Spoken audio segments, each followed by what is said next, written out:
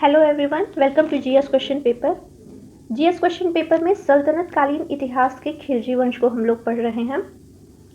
इसके पहले मैंने सल्तनत काल से रिलेटेड बहुत सारे क्वेश्चंस को करवाया है। यहाँ पे जैसा कि आप लोग देख रहे हैं, पिछले वीडियो का क्वेश्चंस है।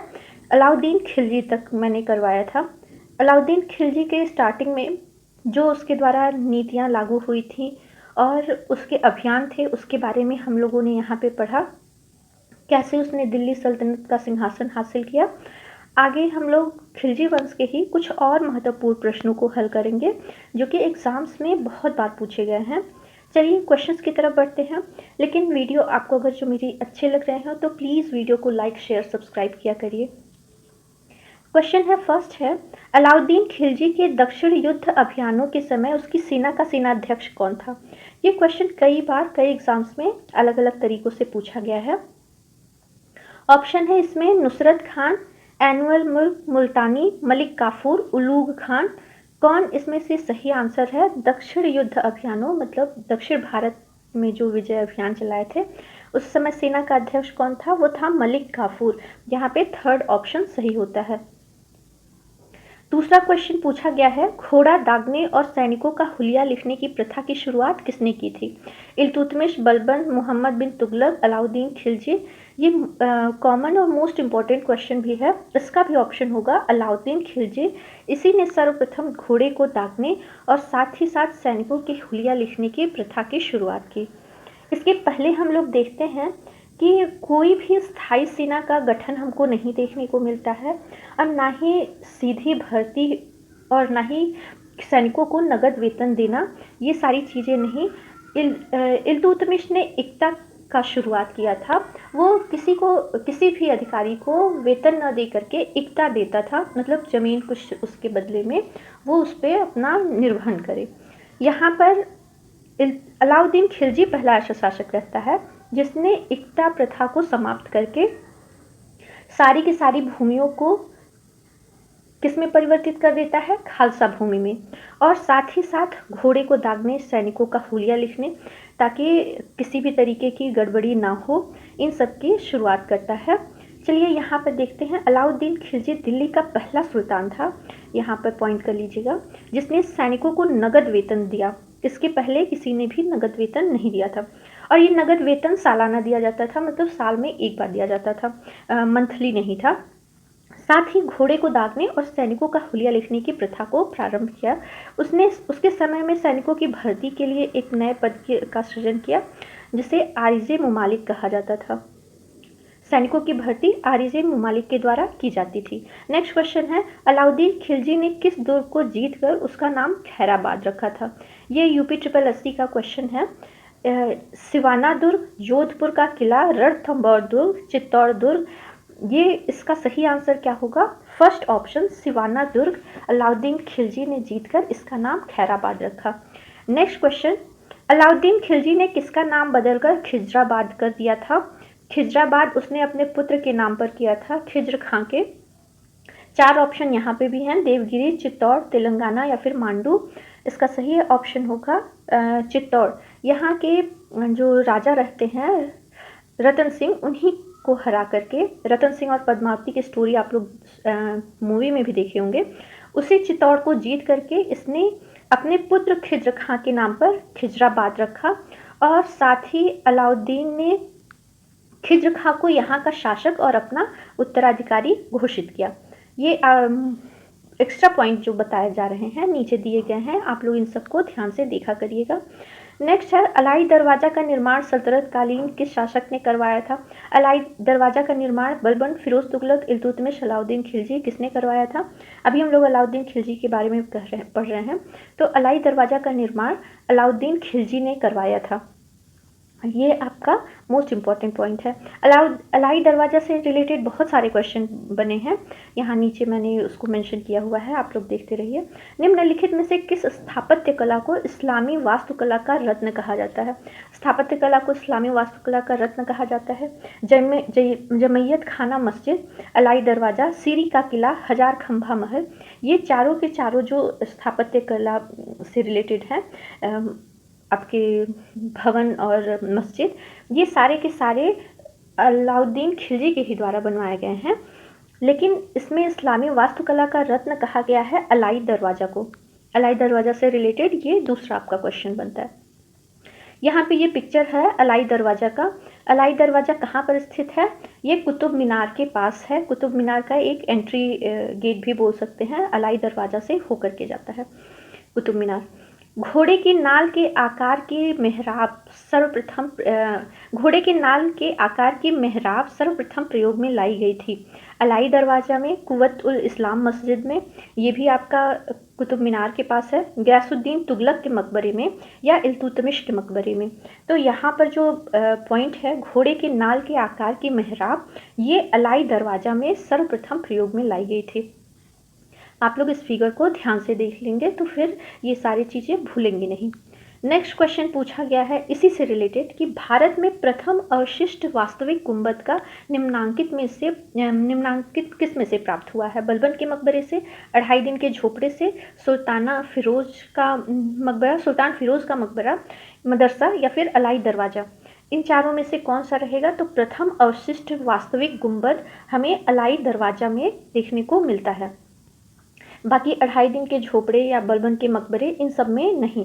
यहाँ पर इस गुंबद का चित्र है। चलिए नेक्स्ट क्वेश्चन की तरफ बढ़ते हैं। ये कथन और कारण वाले हैं, कथन से आपको कूट की सहायता से हल करने हैं।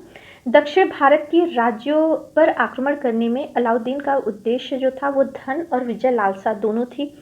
क्या ये कथन सही है या गलत, आप लोगों को ये बताना है। अलाउद्दीन पहला शासक था जिसने हिंदुओं को उनकी पूर्व स्थिति में रहने दिया और उनसे केवल कर वसूला। क्या ये पॉइंट सही है? नेक्स्ट है, मंगोल आक्रमण से सुरक्षा के लिए अलाउद्दीन खिलजी ने 1304 ईस्वी में सीरी को अपनी राजधानी बनाया तथा उसकी किलेबंदी की, जो कि सीरी का किला नाम से प्रसिद्ध है। अलाउद्दीन खिलजी ने सिकंदर ए सानी या सिकंदर द्वितीय की उपाधि से स्वयं को विभूषित किया और उसे सिक्कों पर अंकित करवाया। आपको कूट की सहायता से बताना है कौन से सही हैं और कौन से गलत। डी ऑप्शन सही है, यहाँ पे सारे के सारे पॉइंट सही लिखे गए हैं। मंगोल आक्रमण से सुरक्षा के लिए अलाउद्दीन, अच्छा एक क्वेश्चन बनता है कि मंगोलों के सर्वाधिक आक्रमण सल्तनत कालीन किस शासक के काल में हुए हैं? तो वो इसी के काल में हुए हैं सर्वाधिक मंगोलों के आक्रमण, लगभग 6 बार या फिर 8 बार है। दक्षिण भारत के राज्यों पर आक्रमण करने का उद्देश्य धन और विजय लालसा दोनों थी, ये बात भी सही है। अलाउद्दीन पहला शासक है जिसने हिंदू राजाओं को उनके पूर्व की स्थिति में रहने दिया और उनसे केवल कर वसूला, ये भी सही है। जैसा कि हम लोग देखने को मिलता है कि रणथंभौर उसको भी उसने विलय कर लिया, लेकिन अन्य जो राजपूताना प्रदेश थे उनको केवल शाही कानून के अंतर्गत रखने का प्रयास किया। मतलब कि आप हमें उस कुछ कर दीजिए और आप वहाँ के शासक बने रहेंगे। जैसे देवगिरी के शासक रामचंद्र हो गए, और इसके साथ साथ रुद्र प्रताप देव जो हैं तेलंगाना के, उनको भी वो समर्पण करने के बाद मलिक काफूर को राज्य सौंप देता है, सिर्फ उनसे कर वसूलता है। इसके साथ साथ होयसल नरेश बल्लाल देव हैं, इन सारों से वो सिर्फ इन सारे शासकों से वो सिर्फ कर वसूलता है, बाकी उनको यथास्थिति में रहने देता है। और ये है, खिलजी ने स्वयं सिकंदर सानी की उपाधि ग्रहण की और इसको स्वयं को विभूषित किया और अपने सिक्कों पर अंकित करवाया। सारे के सारे पॉइंट सही हैं। इस पर क्वेश्चन अलग से भी बना है 4th पॉइंट पे, इस चीज़ को आप लोग ध्यान से रखिएगा, ध्यान से देखिएगा। अलाउद्दीन खिलजी की आर्थिक नीति की व्यापक जानकारी हमें किसकी कृति से प्राप्त होती है? क्वेश्चन ये है। जियाउद्दीन बर्नी, तारीख फिरोज शाही, इब्न बतूता रेहला, खजाइन उल फतूह, अमीर खुसरो, तबकाते नासरी, मिनहाज उस सिराज। यहाँ पे 4 आपके इतिहासकार और उनके पुस्तकों के बारे में दिया गया है। फर्स्ट ऑप्शन सही होता है। जियाउद्दीन बर्नी की तारीख फिरोज शाही से हमें अलाउद्दीन खिलजी की आर्थिक नीति की व्यापक जानकारी मिलती है। इसके साथ साथ इब्न बतूता के रेहला में भी हमें देखने को मिलता है, लेकिन इब्न बतूता अलाउद्दीन खिलजी के बहुत बाद आया था, फिर भी उसने अलाउद्दीन खिलजी की आर्थिक नीति के बारे में रेहला में लिखा है। खजाइन उल फतूह अमीर खुसरो की भी पुस्तक में है, लेकिन व्यापक जानकारी हमें जियाउद्दीन बर्नी तारीख फिरोज शाही में ही देखने को मिलती है। अमीर खुसरो इनके दरबारी कवि थे अलाउद्दीन खिलजी के। और एक क्वेश्चन बनता है कि ये किस लड़ाई में गए थे? तो आपको इसमें ध्यान देना है कि ये जो हैं सबसे पहले चित्तौड़ में जो राणा रावल रतन सिंह थे, उनसे लड़ाई के समय में अमीर खुसरो ने भी युद्ध में हिस्सा लिया था, जिसका नाम बाद में बदल करके उन्होंने खिज्र खां के नाम पे खिजराबाद रख दिया था। यहाँ पे सूची का क्वेश्चन दिया है, ए को बी से सुमेलित कीजिए और कूट की सहायता से सही उत्तर का चयन कीजिए। ए को बी से सुमेलित करना है। नाजिर नापतौल का अधिकारी, परवाना नवीस परमिट जारी करने वाला अधिकारी, दीवाने विजारत राजस्व विभाग, दीवाने अमीर को ही कृषि विभाग। चारों ऑप्शन क्या सही हैं? कूट की सहायता से आपको सॉल्व करना है। तो आपको यहाँ पे बता दें, ये चारों के चारों पॉइंट सही हैं, सही सुमेलित हैं। नाजिर बोला जाता था नाप तौल के अधिकारी को, परवाना नवीस बोला जाता था परमिट जारी करने वाला अधिकारी, दीवाने विजारत राजस्व विभाग को कहा जाता था दीवाने विजारत, और इसका प्रमुख कौन होता था? तो वो वजीर होता था राजस्व विभाग का, और इस विभाग का नाम था दीवाने विजारत। चौथा है दीवाने अमीर को ही, ये कृषि विभाग था जो कृषि कार्यों की देखरेख करता था, उनसे कर वसूलना, उनकी नाप तौल करना, और जो दान में दिए गए भूमि थे उनका अधिग्रहण करना। चलिए नेक्स्ट क्वेश्चन की तरफ बढ़ते हैं। अलाउद्दीन खिलजी ने दक्षिण भारत की विजय का कार्य किस सेनापति को सौंपा? ये भी क्वेश्चन में आया हुआ है, दो बार यहाँ पे रिपीट हुआ है अलग अलग तरीके से। खिज्र खां, उलूग खां, नुसरत खां या मलिक काफूर? तो इसका फोर्थ ऑप्शन सही होता है। दक्षिण भारत की विजय का श्रेय हमें मलिक काफूर को देना पड़ता है, उसी ने दक्षिण भारत के विजय का कार्य संभाला था। यहाँ उसके बारे में कुछ पॉइंट्स दिए गए हैं। मलिक काफूर को खिलजी के सिपह सलार नुसरत खां ने 1297 में गुजरात फतेह के बाद 1000 दिनार में खरीदा था, इसीलिए मलिक काफूर का एक नाम 1000 दिनारी भी था। क्वेश्चन भी बनता है कि 1000 दिनारी किसे कहा जाता है? तो वो था मलिक काफूर। मलिक काफूर ने सफलतापूर्वक खिलजी सेना का नेतृत्व करते हुए देवगिरी, वारंगल, द्वार समुद्र, मालाबार, मदुरा को जीतकर दिल्ली सल्तनत के अधीन कर दिया था, लेकिन इनको अपने राज्य में शामिल नहीं करता है, सिर्फ कर वसूलता है। उसकी इस अभूतपूर्व सफलता से प्रभावित होकर अलाउद्दीन खिलजी ने उसे अपना सर्वाधिक विश्वस्त अधिकारी बना लिया था। ये भी बात सही है। चलिए निम्नलिखित कथनों पर विचार कीजिए। 4 पॉइंट दिए गए हैं, कूट की सहायता से इसे भी हल करना है। विंध्याचल पर्वत को पार कर दक्षिण भारत पर विजय प्राप्त करने वाला दिल्ली सल्तनत का पहला शासक अलाउद्दीन खिलजी था। ये पॉइंट सही है या नहीं? तो ये सही है। पहला ऐसा सल्तनत कालीन शासक था जो दक्षिण भारत पर विजय प्राप्त किया था विंध्याचल पर्वत को पार करके। दूसरा है मलिक काफूर के नेतृत्व में तेलंगाना पर किया गया आक्रमण दक्षिण का सबसे पहला आक्रमण था। तो जी हाँ, ये क्वेश्चन सही है। एक बार और पूछता है कि सबसे पहला आक्रमण कहाँ था? तो वो आपका था देवगिरी में।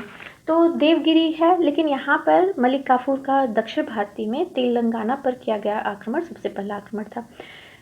तेलंगाना के शासक रुद्र प्रताप देव ने आत्मसमर्पण कर मलिक काफूर को संसार का प्रसिद्ध कोहिनूर हीरा दिया था। ये पॉइंट भी सही है। यहाँ पे तीनों पॉइंट हम लोग को सही देखने को मिलता है। चौथा पॉइंट दिया है धन की दृष्टि से पांड्य राज पर किया गया आक्रमण मलिक काफूर का सबसे सफल आक्रमण था। ये पॉइंट सही है या नहीं? तो ये पॉइंट गलत है। नहीं सॉरी, ये पॉइंट सही है। यहाँ पे चारों के चारों पॉइंट सही है, क्योंकि धन की दृष्टि से पांड्य राज पर ही किया गया आक्रमण मलिक काफूर का सबसे सफल आक्रमण था, जबकि तेलंगाना के शासक रुद्र प्रताप देव जो थे वो मलिक काफूर को संसार का प्रसिद्ध हीरा जो है कोह ए नूर, जिसे हम लोग कोहिनूर कहते हैं, ये दिया था। यहाँ कोर्ट की सहायता से हल करना है, तो ये डी ऑप्शन सही होगा। उपर्युक्त सभी सही हैं। नेक्स्ट क्वेश्चन, किस इतिहासकार ने अलाउद्दीन खिलजी को एक भाग्यवादी कवि कहा है? मिनहाज उस सिराज, अमीर खुसरो, बर्नी या फिर हबीबुल्ला?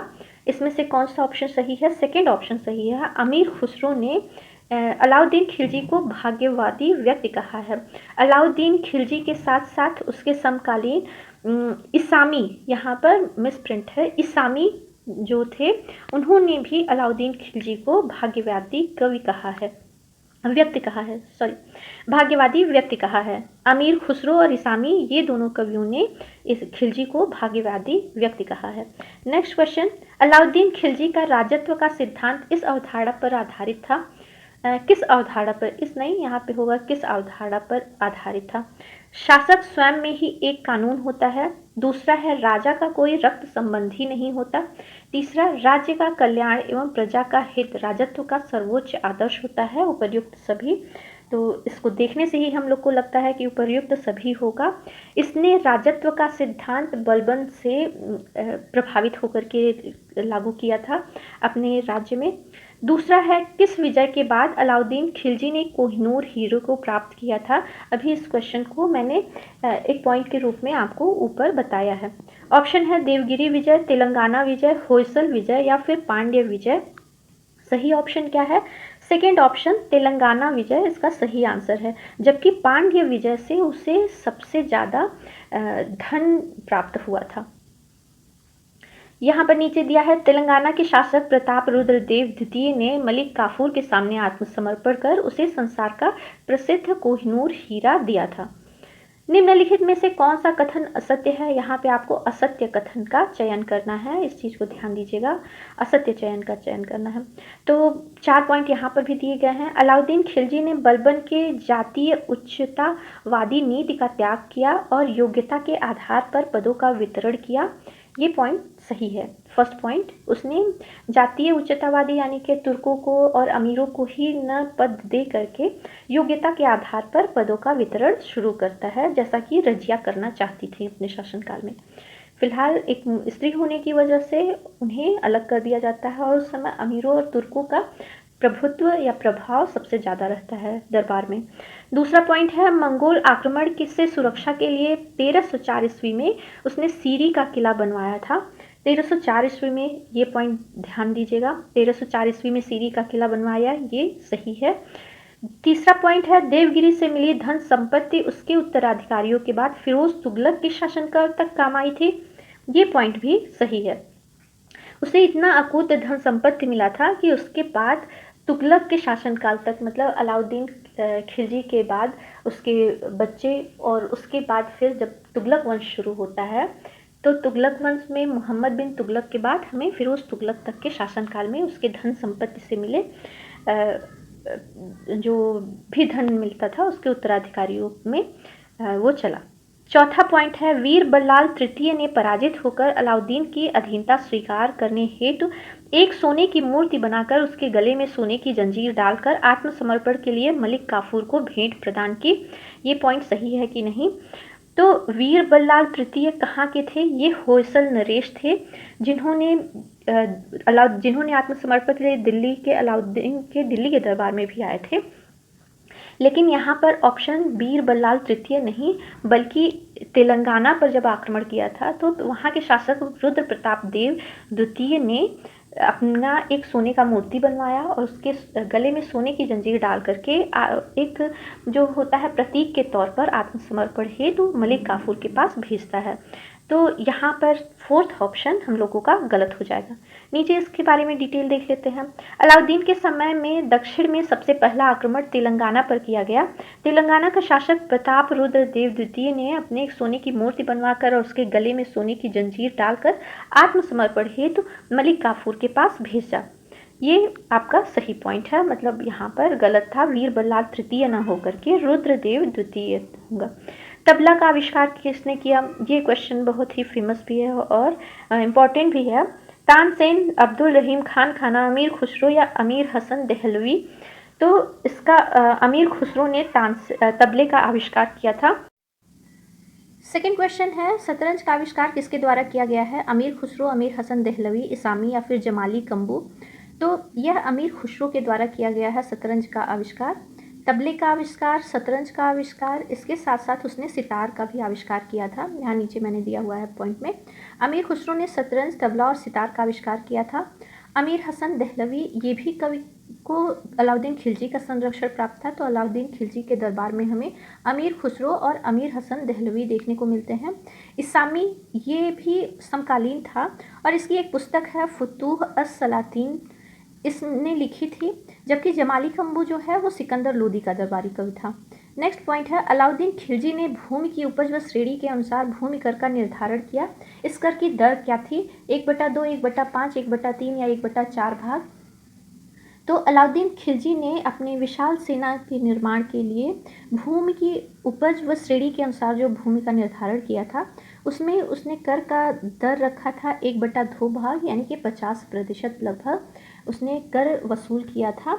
इससे 50% जो भूमि कर था उसे खराज के रूप में लिया जाता था। और इसके साथ साथ एक चीज़ इसने किया था कि राजस्व को नगद और अनाज दोनों रूप में वसूला था।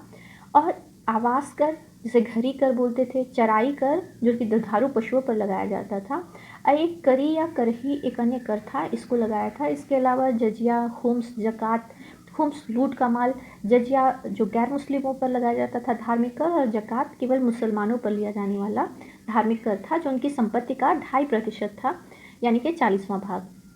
ये सारी चीज़ें हमें उसके राजस्व में देखने को मिलती हैं। तो यहाँ 1/2 फर्स्ट ऑप्शन सही होता है। इसके बारे में यहाँ नीचे मैंने कुछ पॉइंट्स भी दिए हैं। अलाउद्दीन के भू राजस्व की दर 50% थी, यानी कि सर्वाधिक थी। इसके अलावा उसने घरी, चरी नामक अन्य कर भी लगाए थे। घरी गृह कर, चरी चराई कर जो कि दुधारू पशुओं का है। इसके अलावा अलाउद्दीन ने खम्स यानी कि युद्ध में लूटा गया माल के अनुपात को बदल दिया और सुल्तान के लिए 4/5 भाग और संबंधित व्यक्ति के लिए 1/5 कर दिया, जो पहले इसका ठीक उल्टा होता था। 1/5 सुल्तान के लिए और 4/5 भाग व्यक्ति के लिए, जो कि एक क्वेश्चन भी बना है आपके पीसीएस में कि कौन सा सुल्तान था जिसने जो शरिया कानून से अलग हट करके कर को वसूला था खम्स का, तो वो था आपका अलाउद्दीन खिलजी उस क्वेश्चन के हिसाब से। आइए देखते हैं कुछ महत्वपूर्ण तथ्य जिससे क्वेश्चन बनते हैं। जैसे उसने किस सिद्धांत को अपनाया, दैवीय अधिकार के सिद्धांत को। पहले किसने स्थायी सेना का निर्माण किया था और नगद वेतन देने की प्रथा चलाई थी, तो वो है अलाउद्दीन खिलजी। और मूल्य नियंत्रण प्रणाली को दृढ़ता से किसने लागू किया, तो वो अलाउद्दीन खिलजी, जिससे कम वेतन में भी सैनिक अपना खर्चा चला सके। अब ज़्यादा लोग तो वेतन भी कम, अब कम वेतन में उन लोग का खर्चा कैसे चले, तो इसके लिए इसने बाजार नियंत्रण प्रणाली, जिसे मूल्य नियंत्रण प्रणाली भी कहते हैं, लागू किया। नेक्स्ट है घोड़ा दागने और सैनिकों का हुलिया लिखने की प्रथा, शुरुआत किसने किया था। स्थायी सैनिक रखना है तो फिर उनका हुलिया भी लिखा है ताकि सैनिक बदले ना जाए। क्या होता था कि पहले वेतन को ऐसे ना दे करके शिकदार रखते थे और वो शिकों में बांट देते थे वेतन की जगह पे।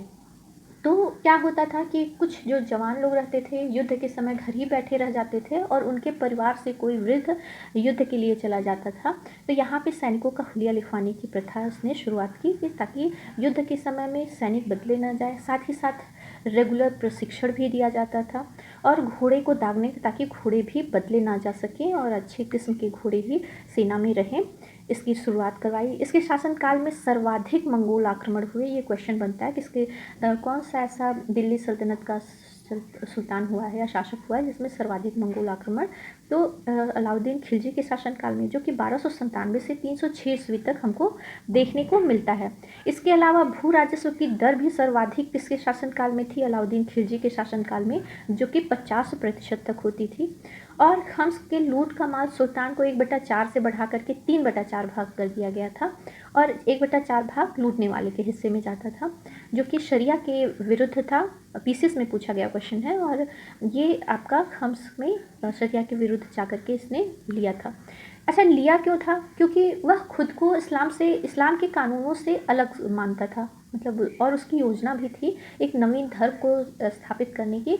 लेकिन उस समय जितने भी काजी और उलेमा रहते हैं उन लोगों के प्रभाव के चलते ये ऐसा कर नहीं पाता है। लेकिन उसकी भी योजना थी कि जो शरिया कानून रहता है लागू, वो सुल्तान के हिसाब से बने।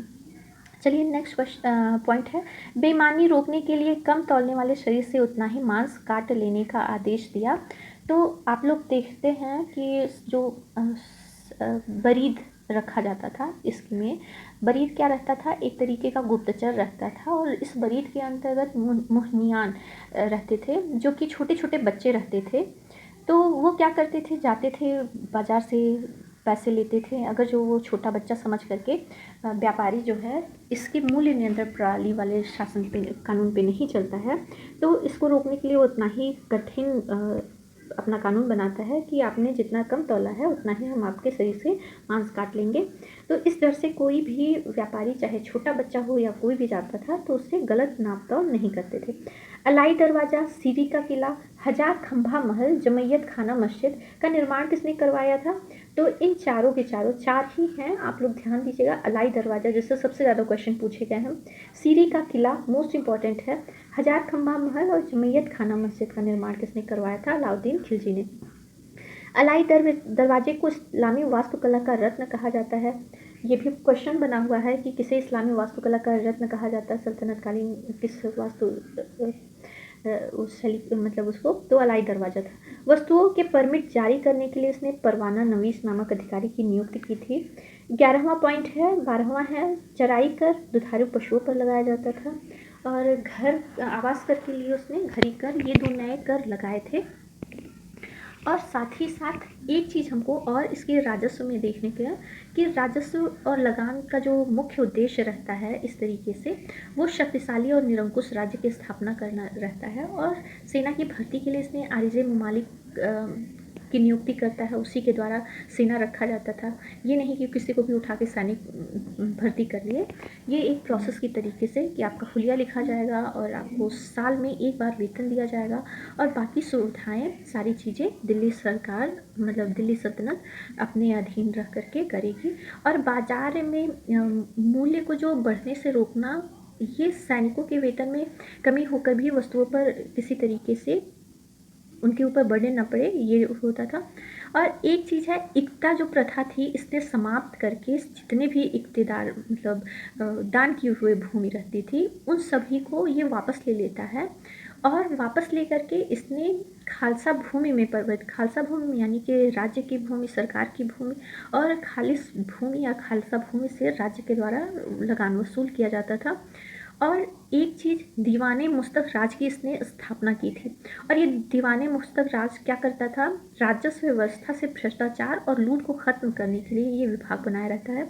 चलिए, अलाउद्दीन खिलजी से रिलेटेड जितने भी मोस्ट इंपॉर्टेंट क्वेश्चन बन जाते हैं जो सारे के सारे मैंने इसमें सम्मिलित किया है। अगर जो कुछ छूट गया हो तो हम उसे नेक्स्ट वीडियो में भी शामिल करेंगे।